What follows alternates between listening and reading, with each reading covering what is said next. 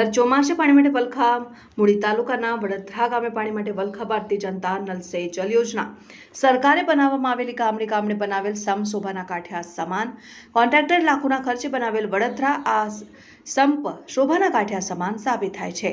વડોદરા ગામની જનતાને આ સરકારે પીવા માટે પાણી જે સંપ બનાવેલું છે વડોદરા ગામની પાણી નસીબમાં નથી લાગતું। આ શ્રમ શોભાના કાંઠે તરીકે કરવામાં આવેલો હોય તેવું દેખાય છે। સતત મહિલાઓ પાણી માટે વલખા મારી રહ્યા છે તો શરમ જેવી વાત છે કે તો કોઈ અધિકારી તંત્ર પંચાયત ધ્યાન તાત્કાલિક ધોરણે પાણી માટે પાંચ વખત ગામ પંચાયતના તલાટી અને સરપંચને પણ રજૂઆત કરવા છતાં કોઈ તંત્ર ધ્યાન આપતું નથી।